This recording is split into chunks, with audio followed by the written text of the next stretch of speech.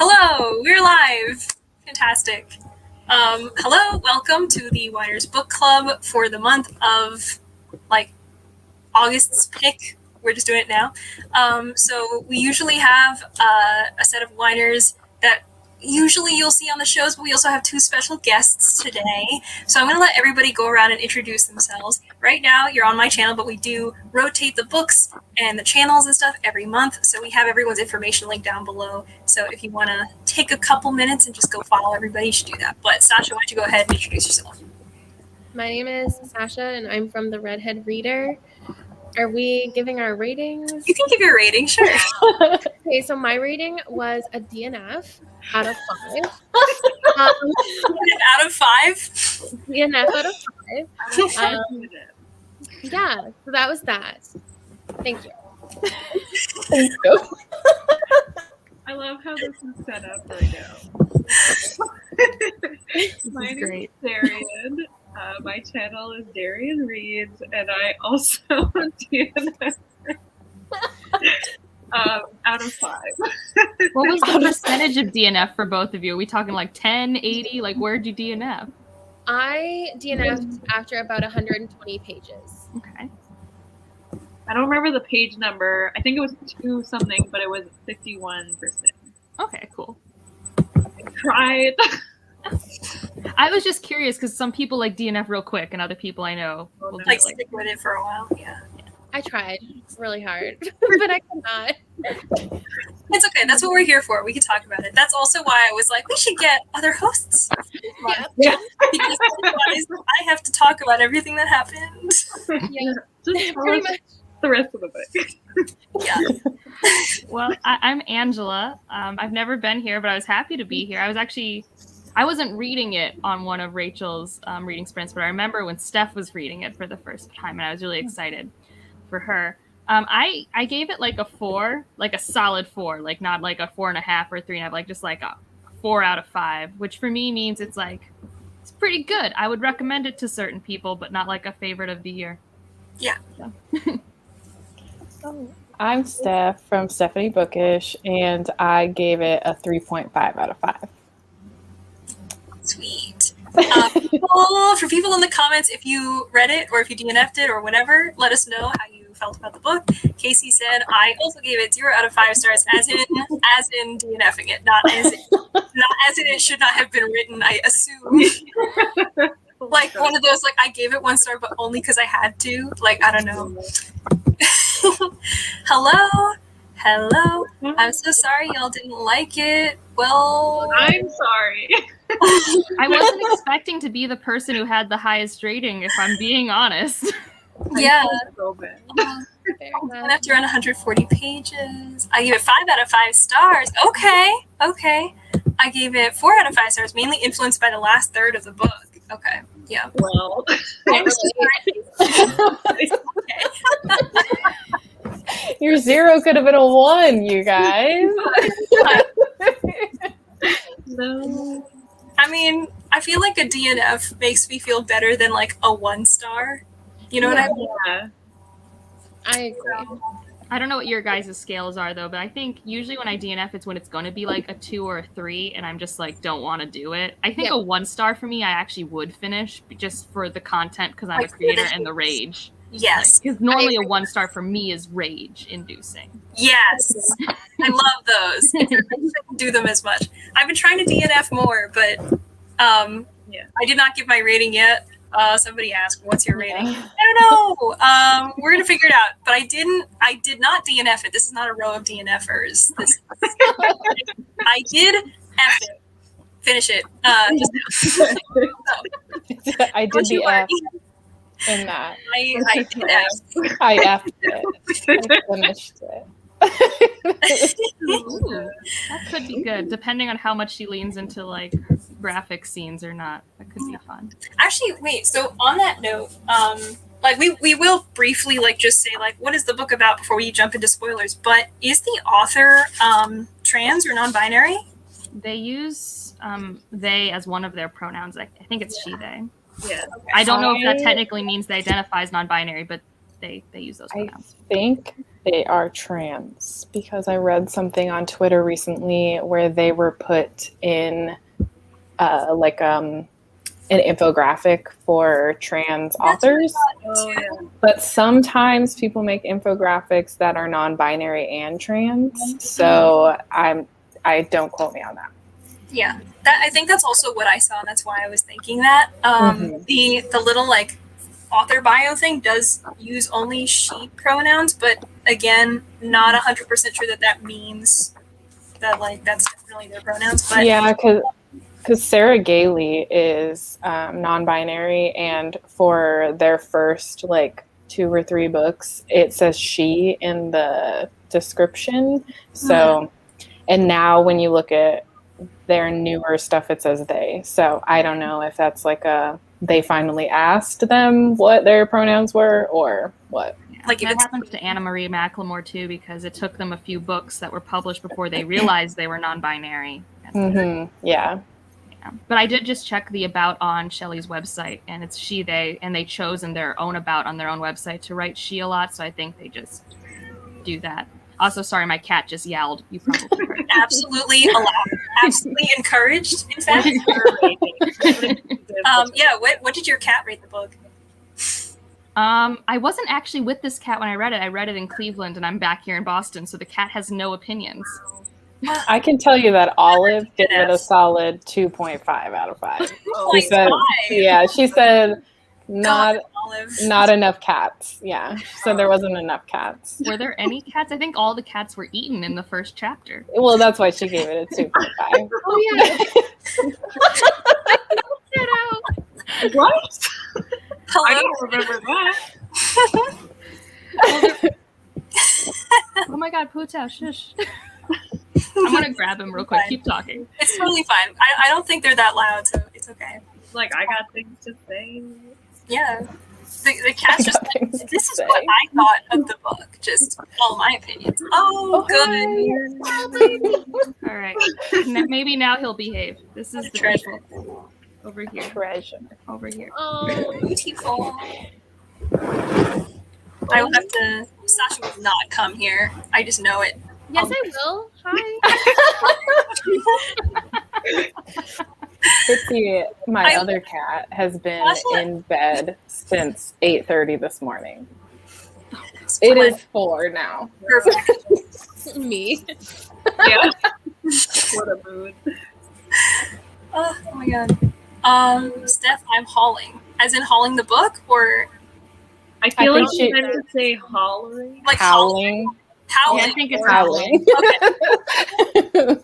I was like, I feel like that makes more sense. I just want to clarify. Okay, so let's just briefly recap what this cool or not cool, I don't know, what this book is about. Let's not get into any opinions quite yet. Okay, so this is what it looks like sometimes.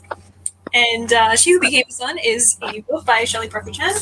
And it's been described as a Mulan retelling meets Song of Achilles. And I think the reason for that is because it has a lot of very strong historical elements. It's a historical fantasy, and it's also queer. So that's cool. It basically follows the life of this young girl who is born with the fate of nothingness, and her brother is born with the fate of greatness. But when their family is attacked by bandits, her brother dies. So it seems as if he has her fate of nothingness, and she thinks, perhaps I can claim his fate of greatness. So she goes on to kind of live the life that she thinks that he would have lived in order to claim that greatness, which starts at a monastery, which shortly also gets attacked. And then it kind of leads into a whole kind of like war political mess of trying to still achieve this goal, but have to deal with a lot of the turmoil in the land. And very interesting how it finishes up. So hopefully those of you who DNF'd it are okay with us talking about what happens at the end and what continues on forward. Does anyone want to add anything? Or Well, I think what's kind of cool is it's marketed very differently in the UK. I was here because I buddy read this with a UK friend, and we have different first sentences of the book because they went more historical fiction than fantasy in the UK versus here it's more like this is historical fantasy in the fantasy section. I feel like it's really not that fantasy. No, yeah, I mean, I think goes. it's definitely a story of a person becoming a legend, which, like, I think is why if you're a fantasy reader, it feels very plot conveniency all the time, but that's like how legend stories are. Yeah. You know? So. Brief comment about a cat. Yes. Yeah. Yes, stupid audio correct. Well, we almost got there. C drums is a huge inspiration. Yeah. I could definitely see this as a C drum for sure. So what do we want to talk about? Characters? Anybody have a favorite character? Favorite part of the book? I actually want to know why y'all decided to DNF it. I'm just curious. Yeah. I'm very pro DNFing. I'm not angry at you. I just want I mean, I have a really dumb reason. Okay. It's valid to me. So while I was reading it, okay, wait. I want you to say this with confidence because, like, we know everyone's different, but you don't have to say, like, it was just me. Like, just tell me why. Give me the full, like, I hated this. Like, just tell me.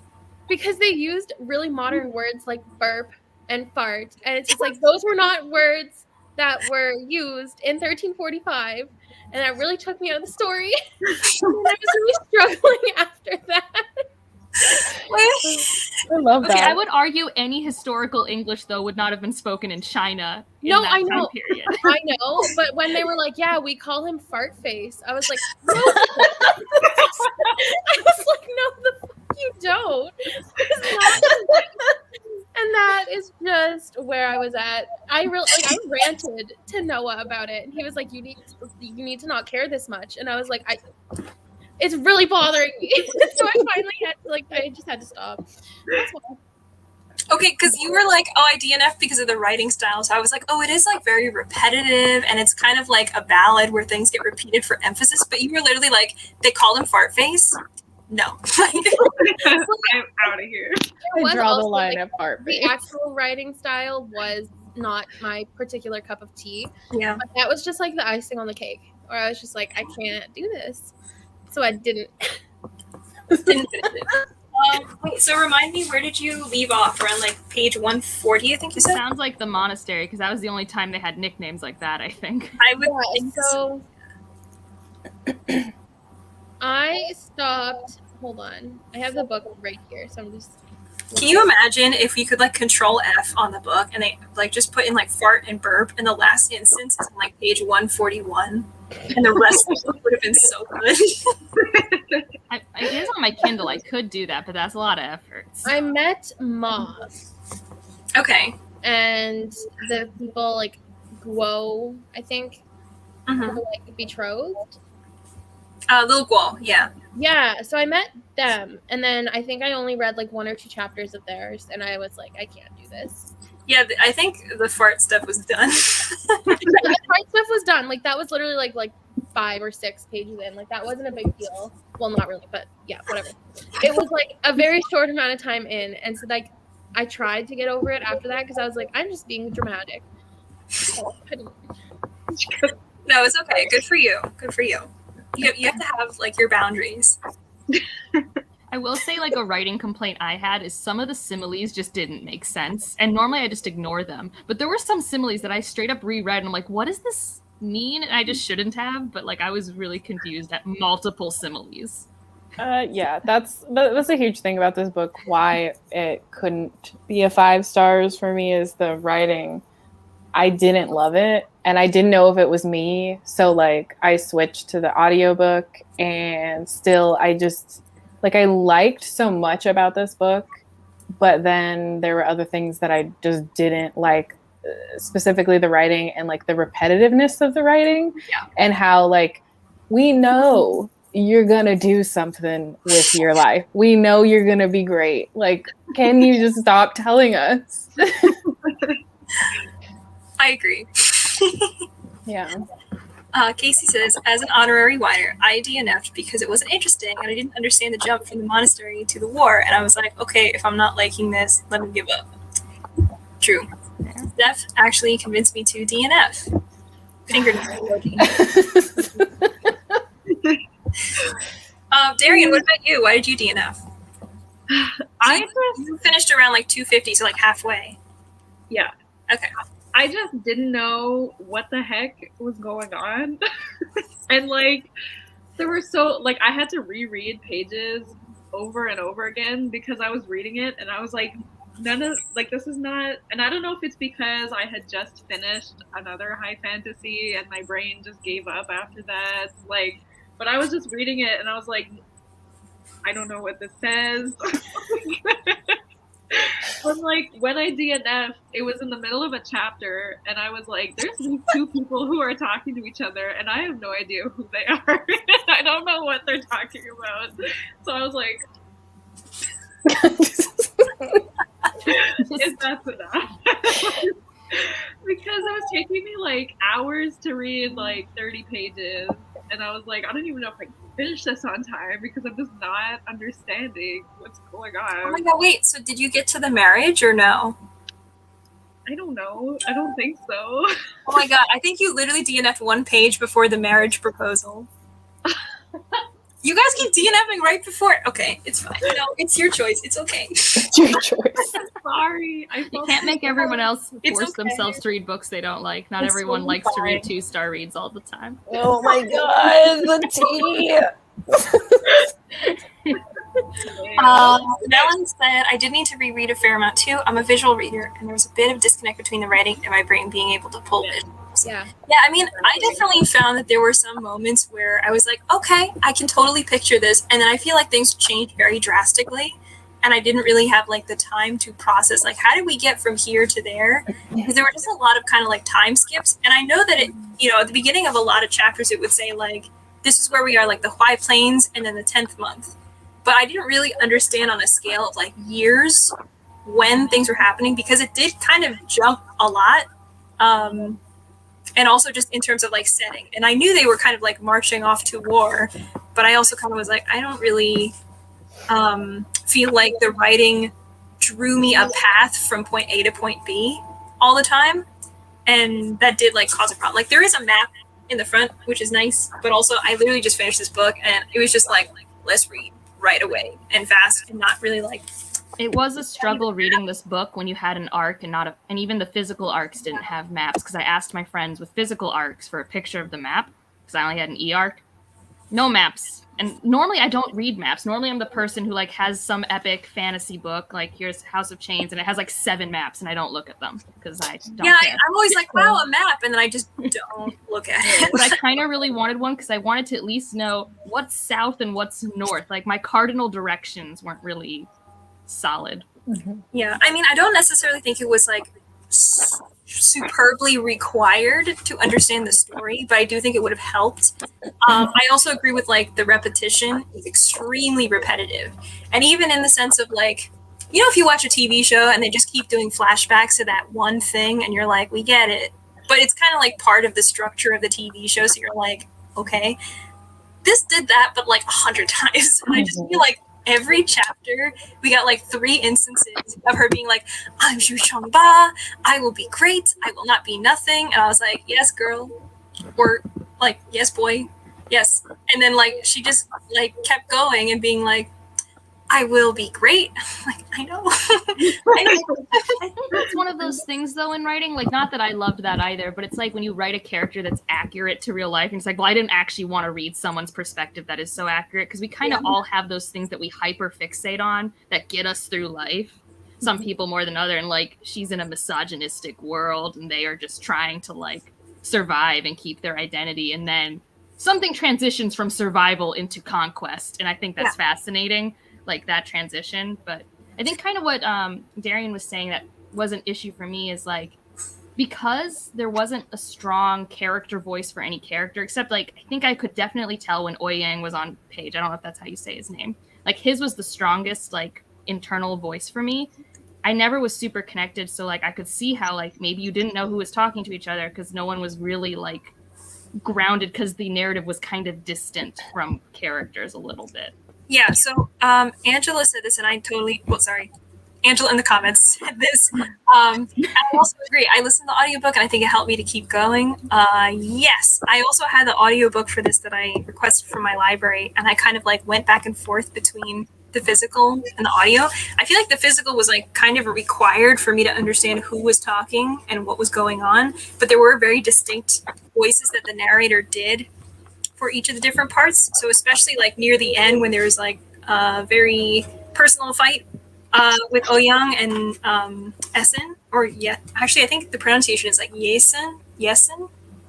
Like the E has like a little Y in front of it, but between those two, I could like tell exactly what was going on because of like the way they were speaking, which was very helpful in like speed reading this, but also just in general, like keeping going, because with a fair amount of repetition, I feel like sometimes it is hard to just convince yourself like, let's finish the journey. But I feel like a lot happens in the last probably third of the book, you could say, or like, I mean, Yeah, there were a lot of moments where I went, damn.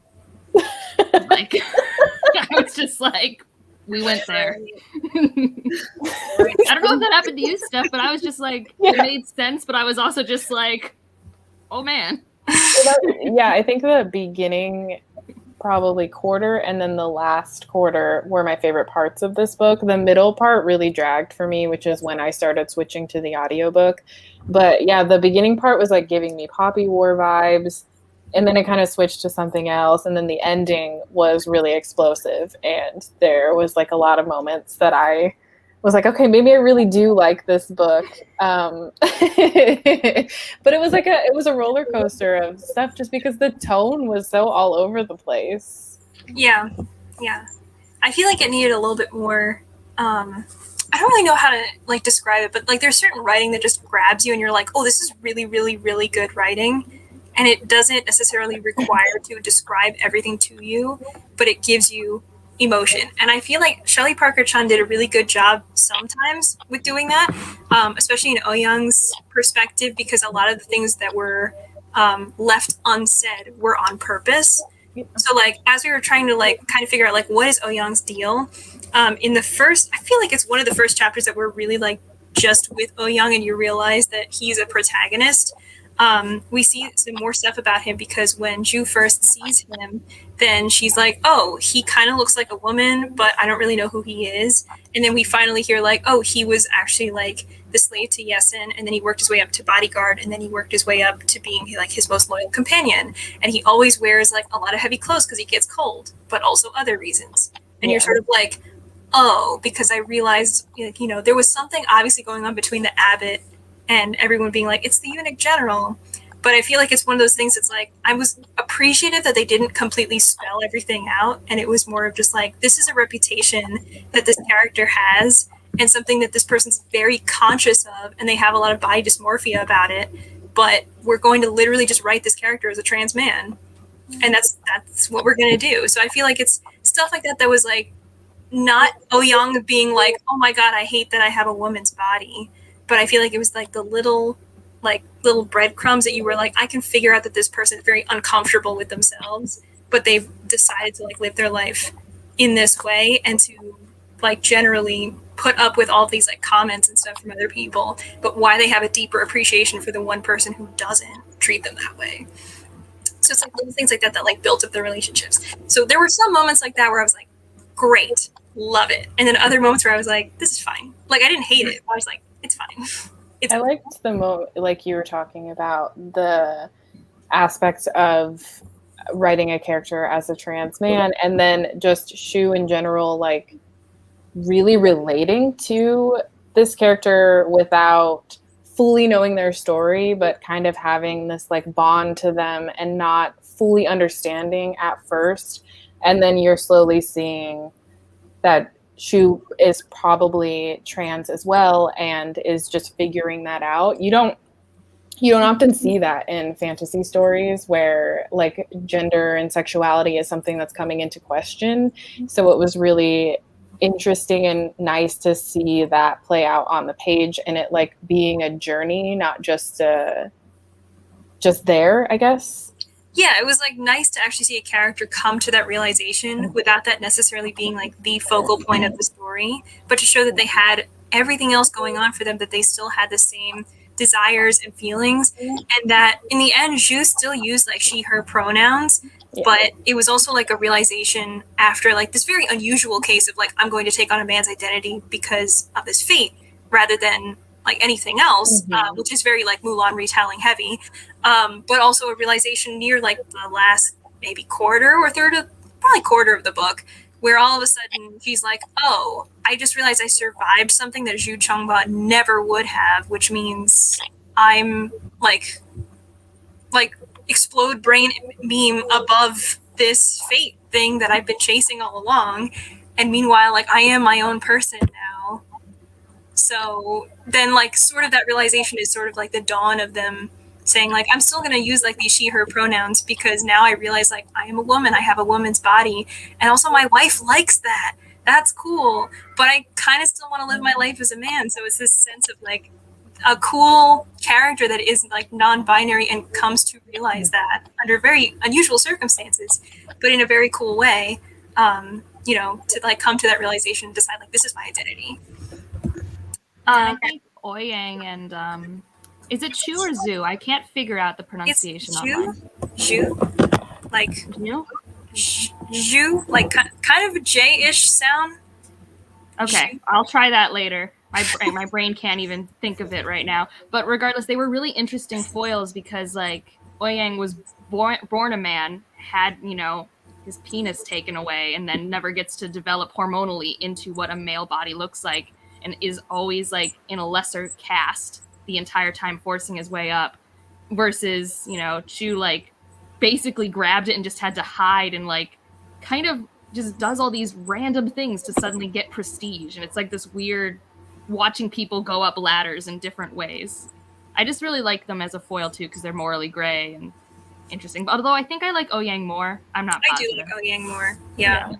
Also, Casey had a comment about Zhu, which was, I think that the main character was very bland, at least in what I read, but that might have been intentional, given their upbringing and only giving them the will to survive. I also agree with this. I feel like Zhu became very interesting near the end because that was when they were finally like, I'm going to claim my fate. And then, oh, I've done it. Okay, now what? And then she was like, I'm going to take over the world because I want to. And I was like, okay, like, I like that. I like that's much more interesting than like the same, frankly, like 4 sentences over and over again. And like, I thought that she was cool in the way that she was able to like manipulate the scenario to what she wanted. But because that clarity of what she wanted beyond this very like base level, like, I'm going to pretend to be this man thing, wasn't established until near the end, which, I mean, I guess is okay because this is a duology, but I guess like it's hard to connect with that character when you've already known them that way for like 300 pages and then they suddenly have that development and you're like, now you're interesting, but I kind of feel like you're still vanilla.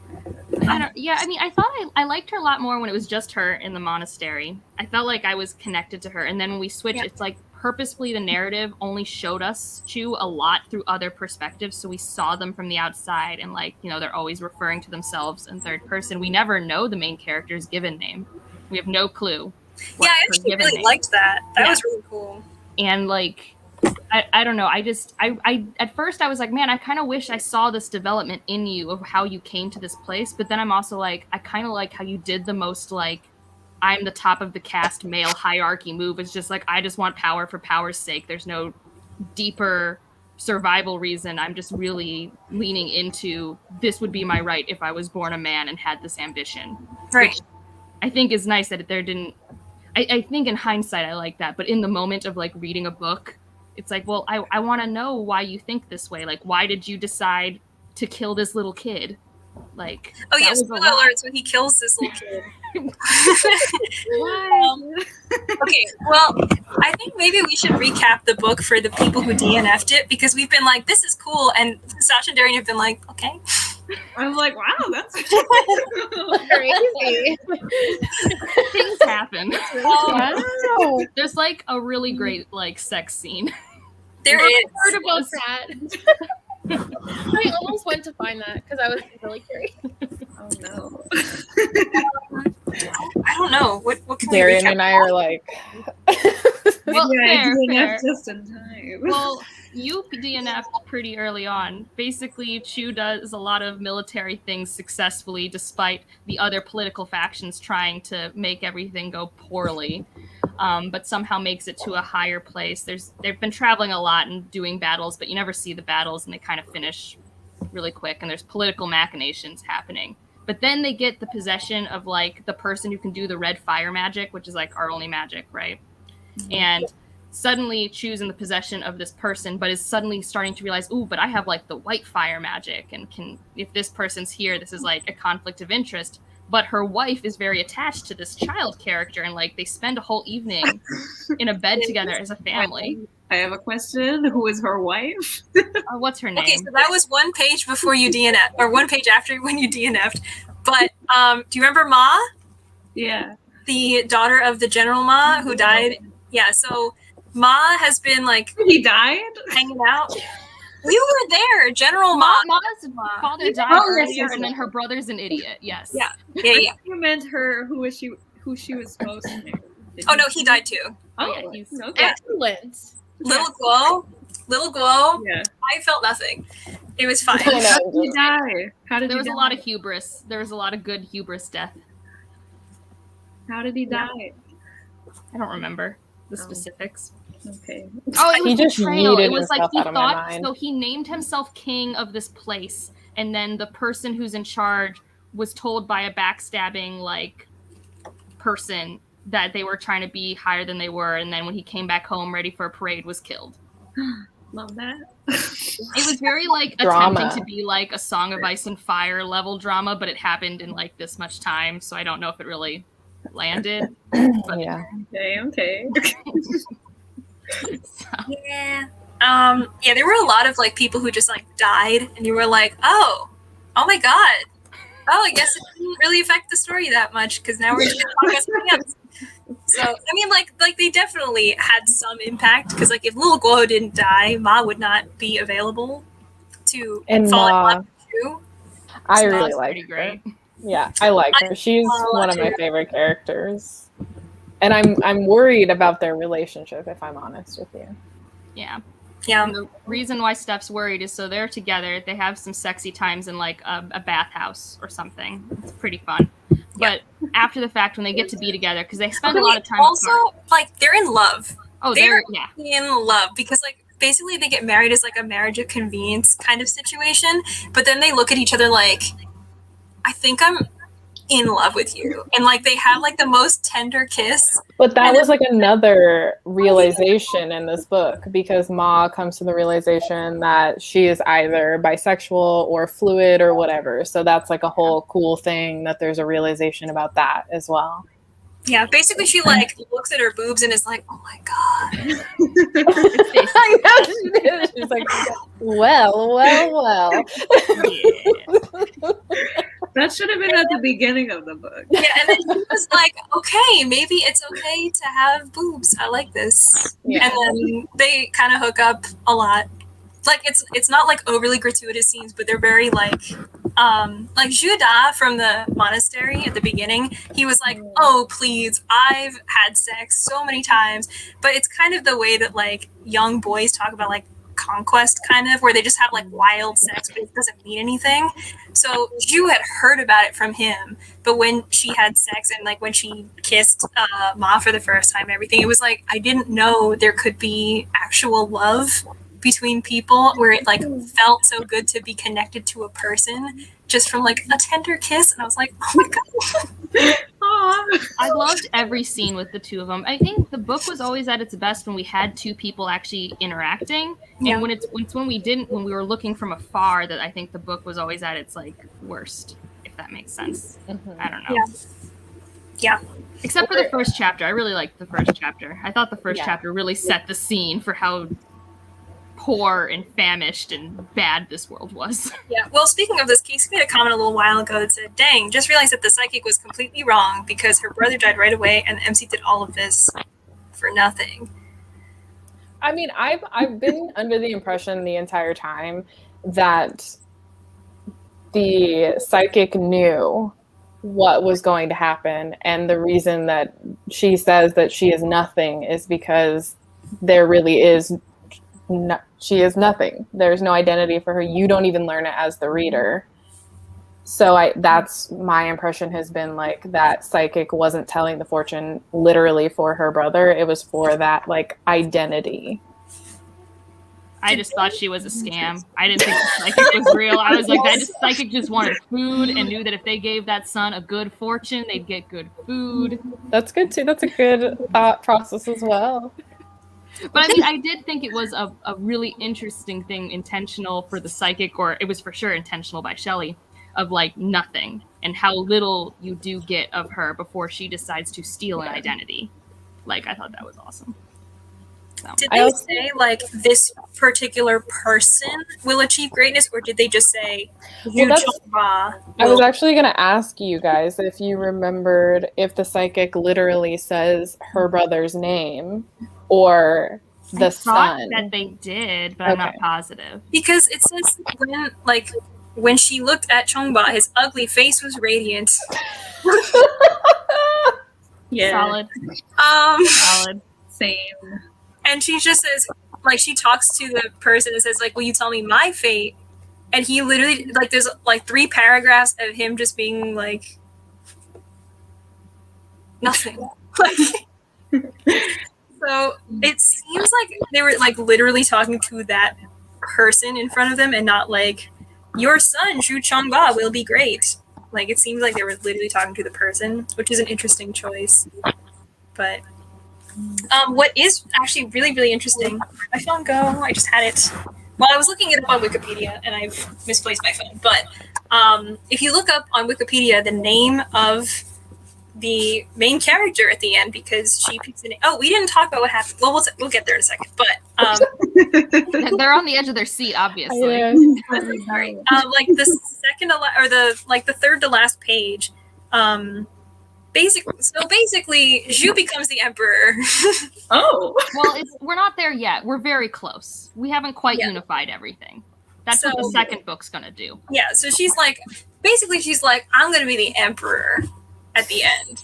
And she knows that, like, the only way to, like, get what she wants is to... Yeah, okay, we'll just talk about it. So... And Ma is like, hello? Yeah. So Ma's like, oh my god, I love this boy. I love him so much. This little Prince of Radiance, who we knew from the beginning, he, like, showed up and everyone was like, oh my god. Did you explain the Prince of Radiance? Well, I think he was there when you guys were still reading, but he was like a 7 to 8 year old boy who had this mandate of heaven, which was like he could make red fire appear, and everyone was like, "Oh my god, he's like basically sent from heaven." Because the Mongols have the blue fire, but it's been fading, and they haven't had it in a line for a long time. Yeah, so when they saw him, they were like, "This is good fortune," and so the Prince of Radiance said, like, you will have victory. And so, like, the Prime Minister Liu was like, oh, I will have victory, because that's what he said. But technically he didn't say, like, you will have victory. He was just like, your army, basically, like, you will all be victorious. So there is a scene, they're in a battle, and basically Zhu kills the Prime Minister Liu. And like, I think basically they kind of like saved his life from something, and he's like, how can I repay you? And then she slits his throat. And so it's like, nice. Yeah, no, it's really like, it's graphic. It's not like one of those, I'm just gonna poison you. It's just very like... Yeah, there was like a lot of like kind of like backstabbing and stuff throughout this book, but that happens, and then they take the Prince of Radiance back to like base camp, and they're all in a bed together, like Zhu, Ma, and the Prince of Radiance, because he's like a little kid. And she's sort of like just being maternal and taking care of him and stuff. And she's like, oh my god, I love this kid so much. He's so great. And Zhu's like, well, I have to take him to battle with me to like kind of like stir up the troops and everything. Like, I need him with me to sort of prove whatever. And so Ma's like, okay, well, will you tell me like that he's okay and everything when you come back? And he's like, or Zhu is like, yes. And then on the journey there, Zhu's like, I have the mandate of heaven too, and we don't need 2 of those. So the only way for me to do anything would be to walk away right now and not take this greatness of like, I want to be the emperor so bad, or to kill this little kid. Because she's basically like, literally I could walk away, I could live any life I want, but the thing is, I don't want to do that. I want to rule, I want to be on top, but I know it won't happen if this kid's still alive. And so the kid had said before, like, Prime Minister Liu was never meant to rule. And she was like, well, how did you know that? Because, like, he's kind of like a little psychic or something. And so, and so it's sort of like this idea that, like, this kid knows what's going to happen. And right before Zhu's about to kill the kid, then he's like, well, Prime Minister Liu was never meant to rule, but neither was Zhu Chongba. And then Zhu's just like, cool, I'm going to kill you anyway. So she's like, just keep looking at the moon. It will be better this way. And when you're reincarnated, look out for my name because it will be everywhere. And then she kills him. Oh my god. Bad bitch move, like low key though. Like it was like a real moment. I was just like not ready. Damn. I mean, you see pieces of Chu being like really morally gray and making decisions that are like questionable, but they're kind of innocent a little bit. Like especially in the beginning, where it's really her trying to not get caught about and be revealed. But then it just turned into like she's just slitting everybody's throat, and I was like, how did we get here? Yeah. There was something that happened off page a little bit. Because, like, years have gone by. I mean, we have spent, like, 2 decades with this character over the course of 400 pages. Well, that's why I think going back to pacing, it was so weird because the time jumps. It just, like, threw me off. Because in 1 second, you're, like, going through this specific battle where... I can't even remember exactly what happened in that battle, but it was the one where Chu like wins the battle for them and starts to get a lot of recognition. Was it the river one? Yeah. And then you go from there and move forward a bunch, and like it feels like a different story at some points. Also, sorry, this keeps popping into my mind. The ghosts. Like, are we ever going to get an explanation for that? Yeah, because I kind of felt like, why was this here?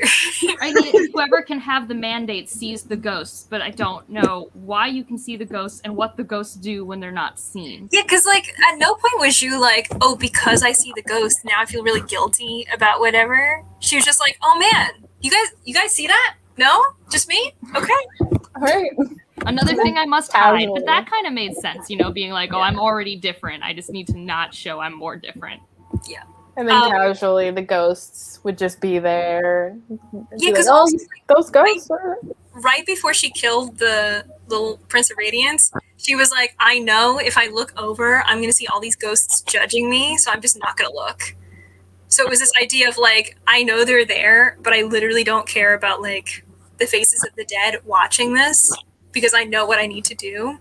Yeah. So I kind of feel like if that had been built more in of like the sense of guilt, like eroding over time, I feel like it kind of would have helped a little bit with the development. But also kind of like you were saying before, Angela, it's like a lot of this stuff around the middle of the story or in certain parts were people observing Shu rather than like inner monologue necessarily. And all the inner monologue was literally like, I have to do this or else heaven will know that I'm not who I said I am. So I feel like the ghosties, I'm really curious how they will show up. One like with Ouyang, he had a bunch of ghosts around him that he never saw because of his past. Because I think my interpretation were those were like his family who were wronged, who needed this vengeance, and they were literally haunting him. But, so let's talk about what happens with Ouyang near the end for the DNFers, because the DNFers. So from earlier on that Ouyang is very close to Yesen and was like the bodyguard and like closest companion and now like the general. But also Ouyang is in love with Yesen, but also very conflicted because Yesen comes from the line of people who are like the direct family, literally, of the people who slaughtered Ouyang's family. So all of Ouyang's family, like also like extended family too, because I think there was like an uncle and like, I don't know, maybe there were like 5 or 6 people within the family, and like everybody was killed except for Ouyang, who was then mutilated and then told like, you're going to be the slave to my kid, basically, because this was the Prince of Hanan, I think, who did this. So the Prince of Hanan ends up dying somewhere along the road, but Yesen is still alive, and Ouyang kind of feels like I'm like pledging allegiance, but only for so long as it suits my revenge. But at the same time, Ouyang feels like so close and is like deeply in love with Yesen that it's sort of like this impossible turmoil of like, I love you, but I have to kill you to avenge my family, because even if you didn't do it, you are involved. You are somewhat responsible for what happened. And near the end, they kind of like approach the city that they've taken, and they approach like the throne room and everything. And who's there? Wang is there. Ouyang is there, and Xiaojie is there, who is Ouyang's like the other Nanren who is there, who is from like the lower caste. And basically like Xiaojie and Ouyang had been like kind of slowly making their forces like worse and worse, because they didn't care about like winning the battle. They just cared about getting revenge for their people. So like they poisoned people and they like killed other generals and stuff. So basically they left it so that like Wang and Yesen were the only ones left, and they cornered them. And Ouyang was like, I have to kill you. And they had to like let Wang go, because it was basically like, you're an adopted son, so it doesn't really involve you, so you can go. But between Daryan's like, what? Oh my god! You should have kept reading. I'm telling you. There was a lot. Regretting that DNF. Yeah. Well, and also, did we talk about what happened to? We didn't talk about what happened to Chu because of Ouyang. Their whole like frenemy situation, like because he was mad at her for basically doing the river battle that then started his revenge arc. He's like, now I have to do the revenge stuff that I've been holding off doing forever. And I think, didn't Chu lose a hand or something? Like, what was it was a pretty substantial wound. So there's a scene where Zhu and Ouyang face off against each other. So there was like a plague that was ravaging Zhu's army, and a lot of people got very, very sick. And it kind of came down to like, there's not that many people that would be able to fight anyway. But Zhu decides like, I'm going to face Ouyang anyway, because like we've been kind of like dancing around each other all this time without ever truly like facing off.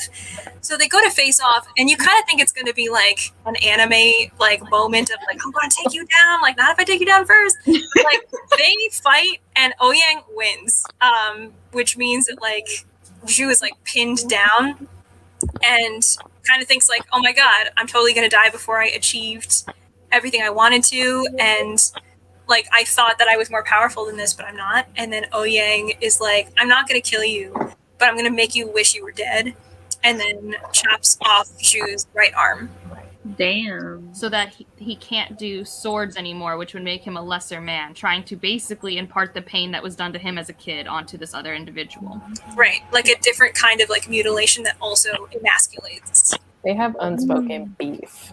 Yeah. But then they form a bond to accomplish the same task, because they're actually on the same side. It's politically convoluted. There's sort of something that's kind of like, will you kill the prime minister for me? Like, yeah, I'll do that. Okay. Yeah.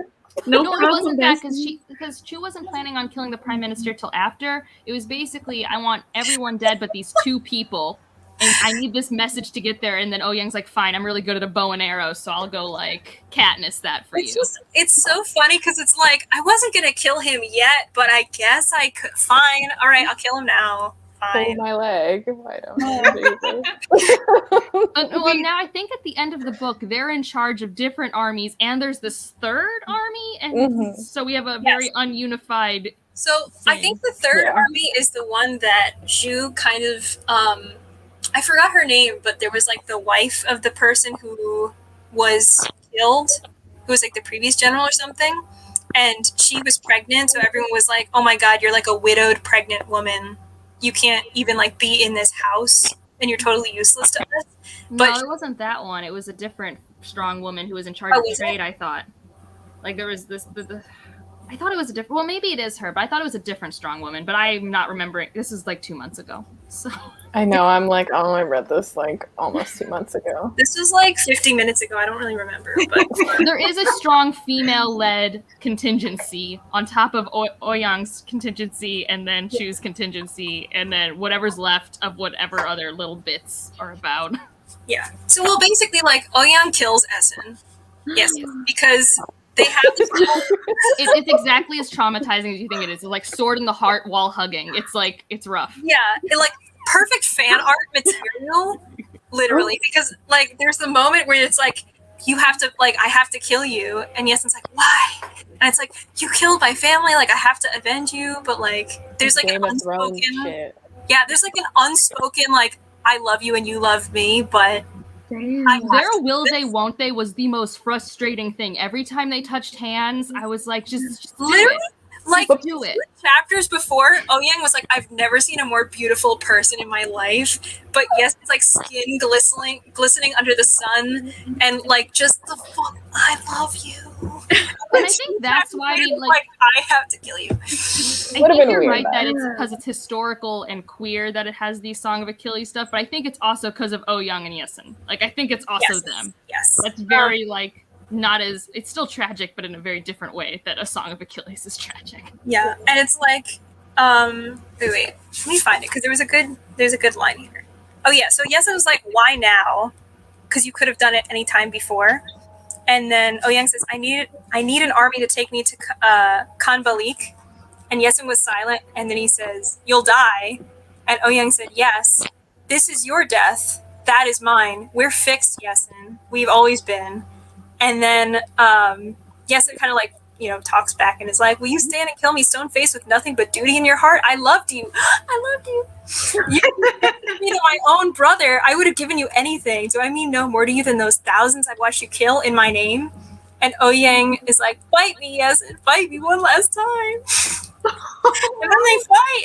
Like they're going to fight, but Yesen like doesn't even try. He just like drops the sword and is like, R.I.P. I refuse. Not me about to cry. Oh my god. Oh, that's so sad. And then, but yeah, so I think Yesen's like, no, and reaches up to like cup the cheek of Ouyang. And Ouyang meets him halfway, and the sword just goes directly into Yesen's chest, and they both like sink to the ground together. Oh no. And just holds him there, and then like Ouyang's just covered in blood and leaves this and like presses a forehead to Yesen's and then cries and then leaves and then, like approaches all the people, and basically like all the Nunren who were oppressed were like, we've been subjugated, we've been enslaved, like follow me, and everyone does. But the thing is, like, Ouyang is now like, I'm speaking in oh my god, Daryan, Aww. So baby. Ouyang I need is Rachel to read me everything. From I will. I skip so much because it'll just be me being like, Emily said this. Oh my god. The end of this book was so much. It was so much. But the thing is, like, then Ouyang is kind of like, I did this, but I've never felt pain like this before in my life, and I know I will literally never recover from this. I felt pain before. I felt pain from like being mutilated and being like discarded by everyone, and everyone treated me horribly, but I have never felt suffering like this in this moment. And Rachel is really in she's in that moment. Know this, okay? And this is, I think, why like Oh my god. well, like both Ouyang and Chu do horrible things and like kill people, but like you feel the remorse and sadness from Ouyang, and like with Chu, it's just like another day in the office, gotta get stuff done. That is the thing. I think that's why I like Ouyang more, is because like you feel so much of everything that they're going through, from the mutilation that they've had to deal with all of their lives, and like coming to terms with who they are, but feeling a lot of body dysmorphia and feeling displaced in their own body. And then like this relationship that probably they've known would never happen. It's wild.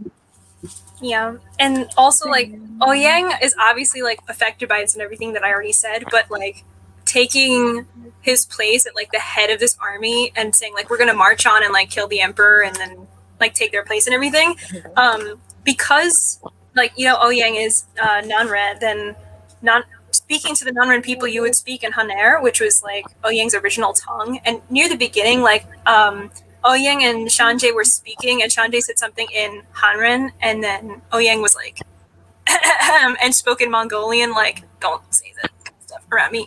And it was generally like a kind of like shame kind of thing, because generally it's like, if you're speaking the language of the subjugated people, then you're seen as lesser than, but now Ouyang was like the head general. So now, like, speaking Hanren again to all of the people, Ouyang's like, I know it's what they wanted to hear, and it's the only thing that would motivate them, but realizing in speaking in Haner, he realized he might never speak Mongolian again, but his native language felt no comfort. It felt like a cold leather glove that had been prized from a corpse. And it's like, his Mongol self is dead, but also, like, this other self is dead. There's, like, nothing for him to be, so it's, like, a different kind of nothingness, in a way, which is very interesting. Yeah, it's an interesting dichotomy of, like, his storyline being really tragic, whereas Drew's storyline starts out to feel tragic, but it doesn't seem that way. Like, a lot of Drew's storyline feels self-inflicted. Like, the decisions that she makes are very self-inflicted and like informed by what she wants and thinks that she deserves. Yeah. So, like, I think it's an interesting dichotomy of these two characters. Yeah, and I think the other thing is, like, I don't really feel much from Zhu when she does things that are bad. Like, obviously, like, in combat, I think that she realizes, like, I am killing people by doing this thing. And when she first causes, like, the landslide that kills a lot of people, she's like, oh my god, I mean, I didn't mean to do that. But she's not like, oh no, I feel so bad, let me show any kind of remorse to the reader. But she's kind of just like, okay. And like, that has to be intentional, right? Because we've seen this author in this book show characters with emotion. And like, even in the first chapter, we've just had this character just in processing mode, but never actually processing all the way. It's just take in the data, move on. Like, take in, respond, but don't feel. Like, yeah, I mean, literally, like, it's a fate of nothingness. It's like, I will feel nothing as I do everything that it takes to become great. And even like near the end, where like the person that Zhu loves is Ma, and Ma's like, how could you kill the Prince of Radiance who I love, and you know that? And Zhu's just like, well, I'm sorry, but that's what had to happen. Like, classic man, right? Yeah. My bad, okay? He's trying not to kill him, so I mean, like, oh my god. The complete embodiment of the male cast by Zhu is like so cool. Like, yeah. It's really interesting. Like, he really has trained himself, herself, themselves to act like that, think like that. Like, you can see that it wasn't just binding. Like, they really changed how they saw the world, how they interacted the world to blend in. And it makes it more believable. Like, if you act like a mothering woman in this society for 20 some years, someone's gonna notice. Right.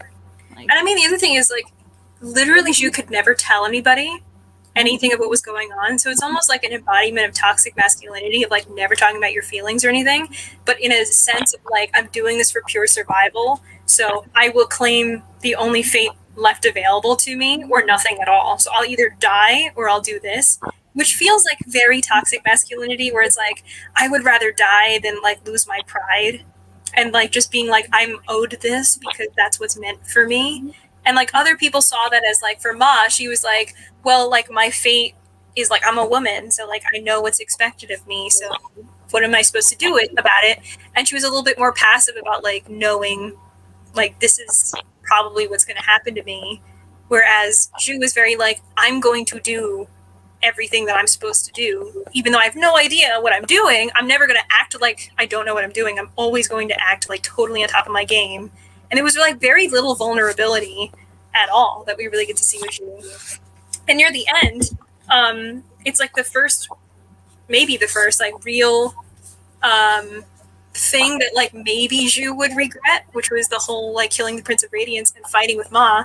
And Ma has a thing that's like, for Zhu, it was the price of her own desire. And for Zhu, Ma's pain was worth it. But for Ma, Like she's saying in her head, like, for me, will it be? So saying like, would I endure this pain and know that like if she was so willing to like take this life, she's probably not going to flinch doing everything else that she's going to do. So they have like several days apart where they don't even talk to each other, and then Ju like approaches the crowd and is basically like, we will like kill the emperor and take over and everything like that, and I will lead you. And what's cool, this is what I was trying to say before, but we got caught up in plot that we had to go over. But at the end of this book, then she says like, this is the new name of this city, Yingtian, which is my name, and it means like born or like a connected to heaven, like born of heaven, which will be like the name of the one who will change everything. So now she's Zhu Yingtian, and then she's like, it's behold the radiant king. So like Prince of Radiance, Radiant King. So like still under the guise of being a man, but saying like basically like, I've changed my name, I've changed my fate to be like a name that is more suited to who I am now, but I'm still going to continue under this guise. And I know that I want to get to the top, which I'm sure as you realize is like means I need to continue to be a man if that's what I want to get on top. And then Ma appears, like very beautifully dressed up, but in like a very like macabre way, because she has like this very dark red, like blood colored thing like trailing behind her, like sash. So it's almost as if to say like, if you look at me, you're going to see like the river of blood that you've caused. And then she approaches and is like, I will stand by you despite everything. I will still stand by you, whether it lasts I think she says like 10 years or 10,000 years or something like that. But like after that, that's the only time that she was like, oh my God, I almost lost her. And I never realized before that, like, I want her by my side this badly. But what's very cool about it is that Zhu, like this new name that Zhu is going by, Zhu Yingtian is like a real person in real life. And if you look them up on Wikipedia, their birth name was Zhu Chongba. So a lot of this is like drawn from history. I don't know very much about it, but this is supposed to be about like the emperor of the Ming Dynasty. So it's like, that's always stuff that I find very cool. Like with historical fiction, when you draw in stuff from real characters and real events, I probably need to know what the events are, but it's just very cool to look it up on Wikipedia and be like, oh my God, it's just like that book. Oh, because it's history. Cool. But yeah, does anybody have any predictions or like thoughts about the book now that we've sort of recapped everything? Well, kind of like you said, and I purposely didn't look up too much other than like the name in the Wikipedia page and that person's empress was Ma, and like all of these parallels and this like a gender bent version of that history is like, I presume we will have a unified China at the end of the next book.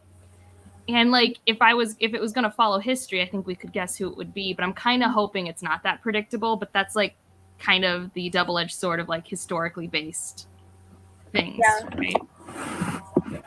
I'm hoping it's a great journey, even if it's a predictable end, I guess.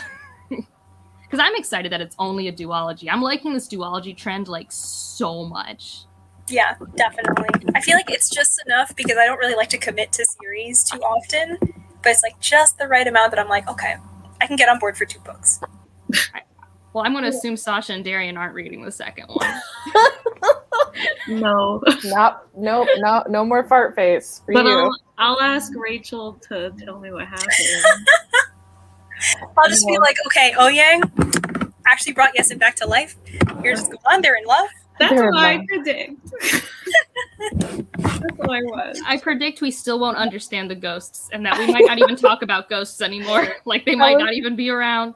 I really hope that we do. We didn't even talk about like in the book. I'm saying like there were so many chapters where like the ghosts were not there at all, and I literally forgot about them. And I was like, why is this a historical fantasy? I don't know. I guess I'll keep reading and find out. And then like 15 chapters later, then there would be ghosts again. I was like, oh yeah. There's ghosts, Right. There's the heaven mandate, there's those things. But I don't think we're going to understand any of that. I don't think any of that's going to make sense. I don't know. I mean, I was expecting them to have some sort of impact as a reader, to be like, oh my God, look at the thousands and thousands of people, like the massive amounts of people that died for the cause of this person's supposed like greatness, that like they have to sacrifice all these people to get here. Do you know what I mean? I am curious. I'm curious. I was just thinking about it, like the very beginning, the psychic saying that she was going to be nothing, blah blah blah. I am curious if that is because at the end of this, she really does become nothing. Oh, like the feeling of nothing a celebrity has, where it's just sort of like everything, but I have nothing. Possibly, but I think it could easily go into the direction where Chu loses everything. Oh, okay. Because she is very reckless in the decisions that she makes. Like, while they're strategic in ways and they're calculated in ways, she acts often without thinking. Like, she understands that if she does this thing in this moment, it'll get her this thing, but it's never a guarantee. She doesn't like think things that through. It's just she's like very tactical, not very long-term strategic. Yeah. No, I think you're right. That could happen. And like even now, like I think they like Rachel was saying just at the end, they just realized they had another person to fight for. Like up to that point, they had their brother, who we haven't mentioned this whole time, but I did love that like found family thing with that brother in the monastery. Like I thought they were awesome, and I loved their reunion and all of that. Yeah, because he's also like, I will follow you forever. But like even though she has that connection to him, it's not strong enough to make her not be reckless. And like the first time we get remorse for anything is not because she created another murder. It's because, this murder was almost enough to lose this thing that's so important to me. There were almost consequences I couldn't live with. Yeah, I think she'll come to this point where she'll get everything that she wants in terms of power and recognition, but will lose the things that she values and are most important to her by the end of it, and then therefore will be nothing because power like and humanity kind of. Yeah, that would be so good. I mean, I'm actually really hoping in the next book we do get that big moment where all of a sudden there's like that wall that Chu's had between herself and emotions is like gone, and we just like get this cascade. Yeah, like I'm hoping that's what happens, because obviously this author can do that. They purposely have chosen not to for this character. That was an intention. Yeah. Does that make it fun to read? Maybe not, but yeah. What do you all think about the comparison that this book has had with the Poppy War? I mean, I said it in the beginning. I think that it has the Poppy War vibes in the beginning, like when they go to the monastery and they're doing their training and stuff. But once that's done, I feel like the comparison kind of ends there. Like there are obviously similarities in terms of like there's a war happening, but like that can be any fantasy. So I really think my comparison to it is just the vibe at the beginning, like quarter of the book. I think that's part of it, and I do think that like I do think you could have someone could make a video comparing and contrasting Ren and Shu. Like they are characters that in Asian military fantasy you can't not think about. I think if you've read both works. Doesn't mean they're the same, right? Like I think actually Ren has a way more emotions and is way more like off kilter at times, you know? But like they both like I don't know how you can read both and not like mentally connect the two. Yeah, I definitely see that, where with the characters like there's a sense of recklessness about them that's uncontrolled, and like and they both kind of are like reaching for greatness in some way, shape, or form, kind of, even if it means a sacrifice of humanity, I guess you could say. But I also agree, like I really don't think they're that similar as characters. Some of my disappointments in both are kind of similar in terms of like when both series authors choose to have character connection moments, I am so happy. Like Dragon Republic's my favorite of that trilogy because we spend more time with the found family of like the different groups that have formed. My least favorite part of the Poppy War is you make a whole found family in the first book that it's obvious the author doesn't know what to do with and then just forgets about it. Like, and here we have a lot of moments where we have like all of this potential to keep being in these moments with people. Like our favorite ones have been all the moments with Ma and Chu or Yesun and Ouyang. And like why couldn't the book have just been more of that, you know? Like, Yeah. so for me, those are like similar flaws, but the writing style is very different. Yeah. It's extremely different.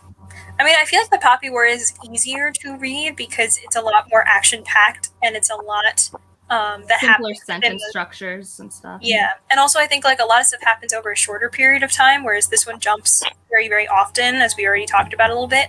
And I think like also with the characters, not as many people like die and are off screen as are in this book.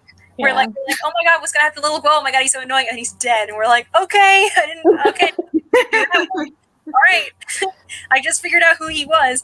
But we follow like a lot of different characters who keep like kind of crossing paths and whatnot in the Poppy War. And I just like I do see that people are comparing them, but I think that it's more so like what you were saying, that like there are very few Asian historical fantasies that have reached like the bookish community in the same ways as these two books have. So I feel that even if there are very many out there, these are the only two that really like stand out to others. And you would think like, okay, these are probably the same thing, and then they're really not going to be at all. And I think like it's kind of misguided to think that they would be the same, because obviously very different writing styles, very different characters that we're following, and I think this one is a lot more I don't really know like what to call it, but kind of like a ballad or a poem, where like there are certain things that are done for the sake of trying to be symbolic, where like there's the nothingness and the greatness thing, and then sort of like the repetition and just seeing like these are the different things that have all come together, and they are somewhat predictable because we know about history.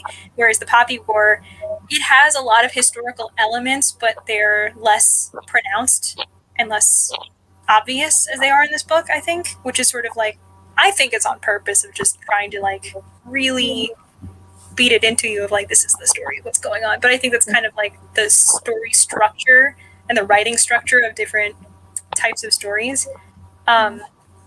I would say another weird parallel though, that like I don't know if maybe this is just like a structure in like Asian literature and I'm just being a Western reader, haven't noticed it, but like you literally have that abrupt tonal shift in both books. Yeah. Where you are in the school setting, different school settings, different writing styles, and then there's that abrupt change of setting, but also tonal shift. Like they're different, but it's like odd that like that's how Act 1 into Act 2 happens in both books. I don't know. Yeah. That's like, very true. Yeah. Like they're not the same book, but I can see why you can't, if you've read both, you can't help but like compare and contrast. I like this one a bit more, but I also gave the Poppy War a solid 4 stars. So it was the same for me. I think after discussion, I'm also landing around 4 stars. I did enjoy it, and I like that there's history, which is cool. I'm excited to see what happens in book 2. Again, I don't think Sasha and Daryan can read book 2, but that's okay. But I know that we're all going to read, at least the people in the top row, next month's book. So that's going to be on Sasha's panel. Sasha, do you want to talk about it? It's Like a Love Story by Abdi Nazemian. I believe that's how you pronounce his name. And it is about a young Iranian immigrant into the United States.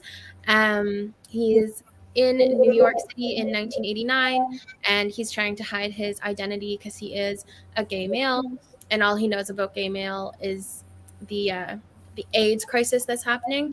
And so he meets these 2 people, and he starts dating the one girl, trying to hide who he is, and he starts falling for the other guy because the other guy is an out and proud gay person, and he's starting to come to terms with it and all this stuff, and that's going to be on my channel. Yeah, so very excited for that. Very different vibe from this past month, but that's okay because we just switch it up every month. So to cry. Yes. So we do announce all of our live shows and all of our upcoming books and everything on the Twitter and everywhere, kind of. So keep an eye out for all that stuff. And thanks for discussing this stuff. I don't know if anybody had any last thoughts before I just turned the show off, but I figured I kept you guys for a little over an hour, so I don't want to keep you too long. But if we have any final thoughts. I just wanted to say when I did see the ghosts, I was picturing that emoji of like the people just standing. I had a lot of Really Spirited just Away standing. vibes. Or I was just like, oh, it's like the ghost city that comes out at night because that happened at the monastery all the time, right? Where they just like walk around. I just pictured them like. Having read the entire Sapphic trifecta, this is my least favorite of the Sapphic trifecta. That's my last point. Fascinating. Okay. Trifecta. Also, if you really like Ouyang, I think people would really like Terrain in The Unbroken for anyone who hasn't read The Unbroken. And then the third one is the Jasmine Throne, right? Correct. Mhm. And I don't know which one I like more between The Unbroken and the Jasmine Throne. They are both gorgeous, and I don't know what to do. I don't know what to do. But I do love that all of those authors each have a copy of like the Illumicrate of each of their books and keep posting pictures on like Instagram and Twitter for each other. It's like so wholesome. And it's always like the fanned out like Yeah. one. I wish I wish You Became the Sun was also Orbit because they could all be the same size. Yeah. That would be great. You Who Became the Sun is the only hardback because they're Tor. Yeah. Oh, I have a question.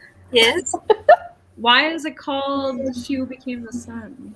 because she became the son of the family. No, No, it's because of emperors and being the sun. Like it's like dynasty and destiny. yeah, and also like the radiance, like the, Okay. can't look at it too close. Uh-oh. Yeah, I think it's literally just about Shu becoming the greatest thing since sliced bread. I think that's all it's about. Yeah, the greatest thing since the sun, because I don't think they had sliced bread yet. So No. Yeah. Sliced bread was invented. I mean, it's a fantasy world. I know it's historical fiction, but we don't know. Okay. Also, there was a point we didn't tell you where Chu purposefully poisoned their troops so that they wouldn't have to fight a thing. Chu is crazy. Okay. So But it maybe was not in as good as sliced bread. Yeah. Oh my god. Well, on that note, thanks for joining us, everybody. Don't forget to check out everybody. Everyone's links and everything are, of course, in the description. So please go check them out, especially our guest hosts. Thanks so much again for joining us, Steph and Angela. Very, very happy to have you on the discussion, especially because you finished the book. Thanks so much for coming. And everyone, please subscribe to them. Go check them out. Go watch their latest video. Go give it a like. Go give it a genuine comment. And all the Whiners will... LOL. You can leave emojis on my channel. I accept emojis. Yes, that is allowed. Leave the little man like a ghost. Just the Leave him. Thanks for watching, everybody, and the Whiners will catch you next time on Sasha's channel with Like a Love Story. Bye. Bye.